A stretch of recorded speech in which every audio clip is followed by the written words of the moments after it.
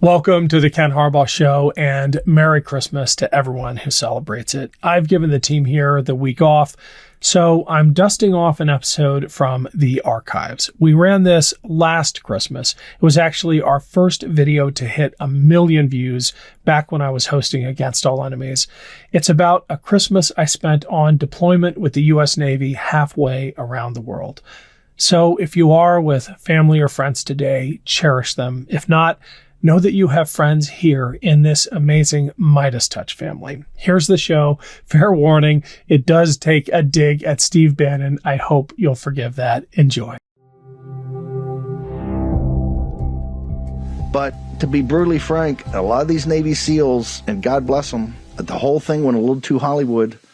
You got some guys zinking these guys. They're just a little too, and you got what Crenshaw down Texas and others. It's just a little too woke. Last thing we need is another woke Navy SEAL. It's Ken Harbaugh with Against All Enemies on the MeidasTouch Network. I did not expect my holiday edition of Against All Enemies to start with Steve Bannon, but here we are. Apparently, Navy SEALs are now a little too woke. I'm going to introduce a friend of mine in a second, a former Navy SEAL with multiple combat deployments. But first, I want to share a story about a Christmas I spent on deployment. It was actually 2 Christmases in the same year. It'll make sense in a second. I'm sharing this story because there's this idea out there that the people who make up our military should be hardened warriors all the time, that there should be no room for anything else. I think that's why Ted Cruz retweeted a recruiting video from the Russian military, implying that our side was too soft. It's why Tommy Tuberville complained that the Navy sometimes allows poems to be read over the PA systems on our ships. And it's why Steve Bannon criticized Navy SEALs for being too woke. Never mind that none of these cosplay clowns would last 2 seconds, Bannon least of all, in a ring with an actual Navy SEAL. But back to my Christmas story. It was right after 9/11, and I was a mission commander leading an aircrew halfway around the world. We had just wrapped up an emergency deployment responding to the 9/11 attacks, and we were trying to get our aircraft back home to the States for a much-needed overhaul. We stopped in Diego Garcia in late December for en route repairs and fuel. Diego Garcia, or Dodge as we all referred to it, is an island in the middle of the Indian Ocean, thousands of miles from anything else. In the months following 9/11, it became a fortress full of Americans and Brits and other Allied service members ramping up for the fight ahead. We were busy with repairs, trying to make sure we could limp back home 10,000 miles and more than an ocean away. You kind of lose track of time in moments like that. But I remember realizing one morning that it was Christmas Eve. It was sunny and warm. We were in the tropics after all, and we were technically in the midst of a wartime effort. But I decided to take an hour off and drop in at the solitary All-Faith Chapel on the island for their Christmas Eve service. It was packed, it turns out. I wasn't the only one who had had that thought. My most vivid memory of that Christmas, maybe of any Christmas before my kids were born, was when the chaplain tried to lead us in singing a Christmas hymn.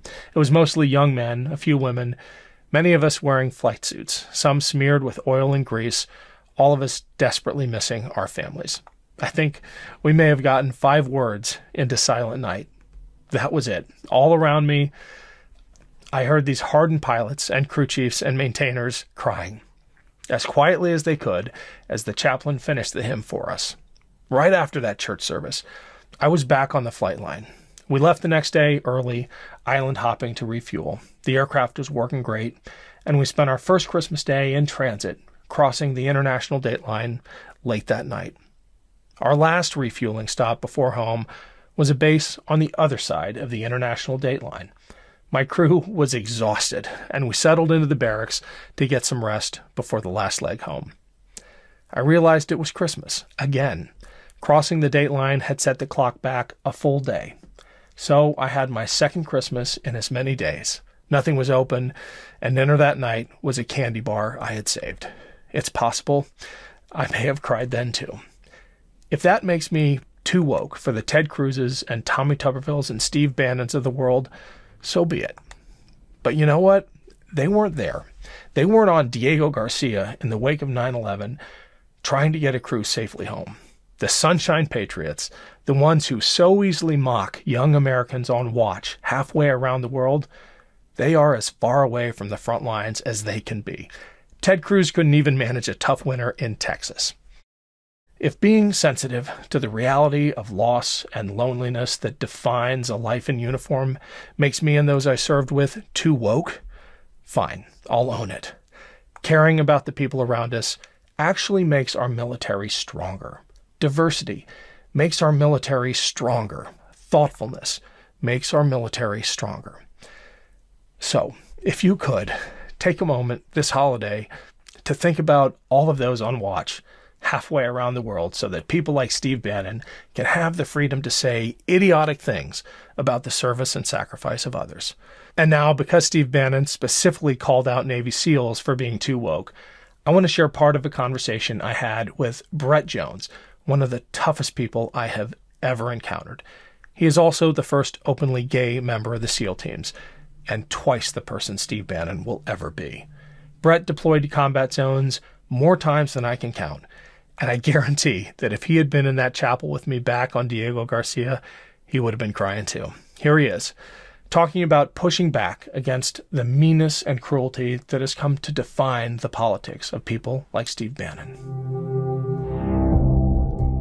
I feel like that, the hurting of people, has become a part of our politics lately in a way that it wasn't before. Cruelty seems to be the point when former President Trump mocks a disabled person or talks about roughing suspects up, putting them into police cars. Those lines get the loudest applause at his rallies. Something seems to have gone off the rails in a party that celebrates the cruelty for cruelty's sake.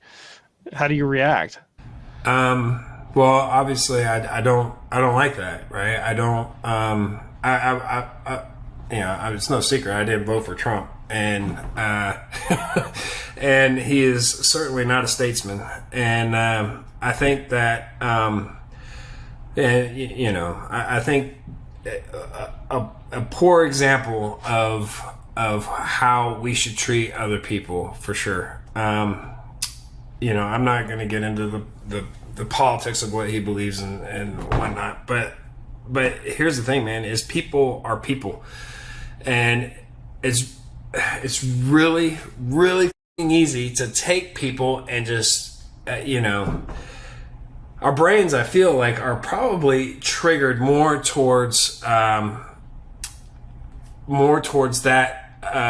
negative, like, it's really easy to dislike somebody. It's really easy to hate somebody. It requires no work, and it weighs on you, and then it's a cancer. It grows, and then it morphs into other things. It's really hard to understand and try to relate and show compassion to people. That's fucking work. That's really fucking hard work. And when I see people like that, I'm like, I guess that I don't think they're ready for that kind of work yet. Yeah. There's this great Brene Brown quote. She says, "It's hard to hate up close." And I have to believe that one of the defining features of those islands of blue and seas of red, as you described Huntsville, is the fact that there is more diversity. There is more education. You're surrounded by people who challenge your preconceptions. Does that hold? Yeah, well, I mean, yeah, absolutely. I think that one of the things that I love about, I feel like diversity is one of those things that just adds color to the world. And because if I grew up in an environment where beliefs were supposed to be the same, right? And those beliefs and those ideals and those ideas became very boring to me, and not like it just felt stale. And as I got older and was introduced to different types of people and different views and religions, and even though I might not agree with some of them, it brought color into into my life, and I believe that there's a place and a conversation here for everyone, right? And I didn't vote for Trump. What do you make of his? I mean, it's almost like he's impersonating Mussolini or the strong men of eras past in the way he carries himself, in the way he bullies those who stand up to him. And I'm asking you as a Navy SEAL. We don't get Navy SEALs on this show all the time, but you have to have a pretty insightful perspective on toxic masculinity, having been at the tip of the spear of America's national defense. So I think you said it right there. I watched the whole like every American did, and I was like, wow, man, this guy is the definition of a bully.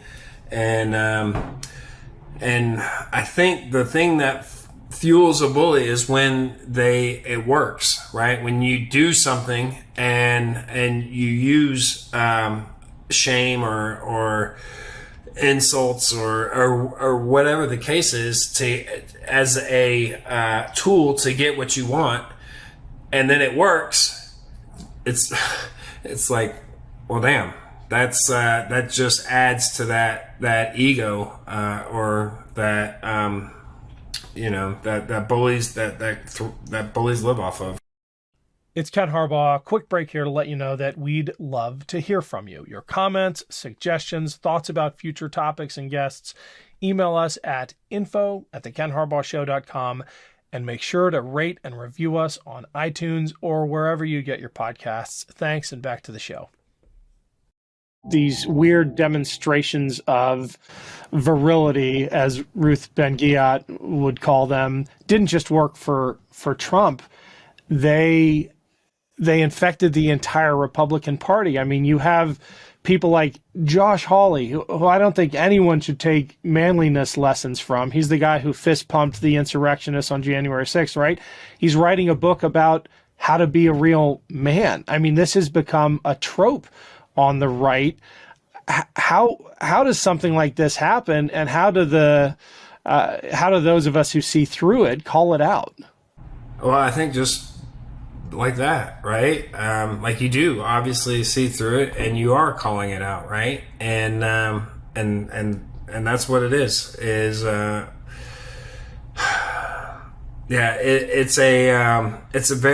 very easy to fall into something.